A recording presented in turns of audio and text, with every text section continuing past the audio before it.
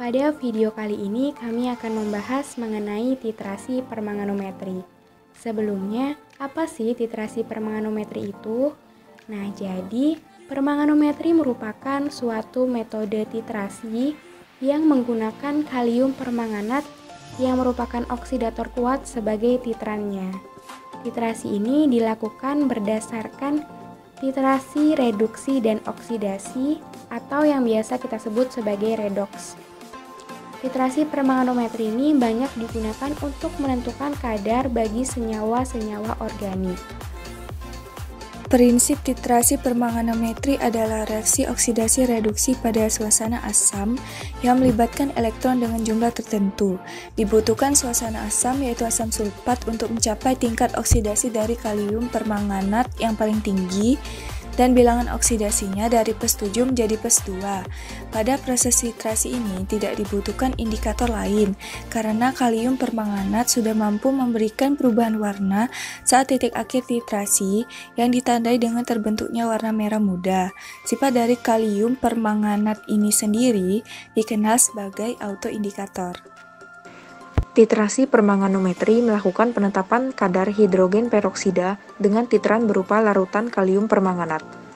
Pembakuan larutan kalium permanganat dilakukan dengan menambahkan asam oksalat dengan asam sulfat, kemudian dipanaskan pada suhu 80–90 derajat Celcius, kemudian dititrasi dengan larutan kalium permanganat sampai terbentuk warna merah halus.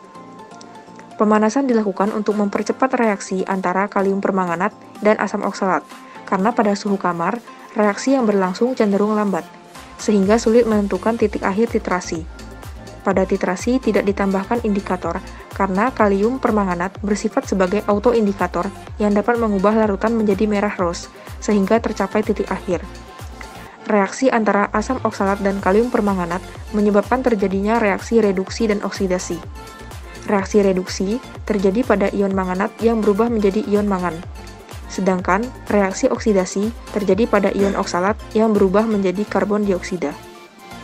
Penetapan kadar hidrogen peroksida dilakukan penambahan hidrogen peroksida dalam suasana asam, lalu dipanaskan pada suhu 40 derajat Celcius, kemudian dititrasi dengan larutan kalium permanganat hingga terlihat warna merah rose.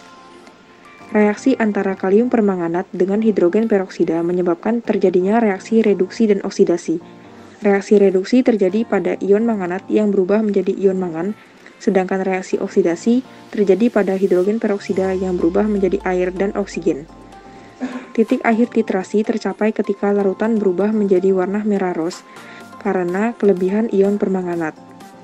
Sampel hidrogen peroksida yang digunakan sebanyak 10 mili memiliki massa jenis 1,45 gram per mili sehingga didapat sampel sebanyak 14.500 mg.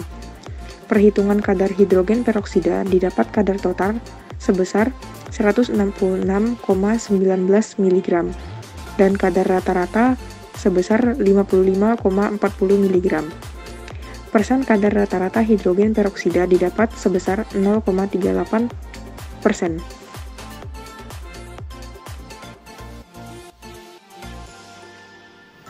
Titrasi permanganometri tidak membutuhkan indikator dikarenakan kalium permanganat dapat bertindak sebagai autoindikator.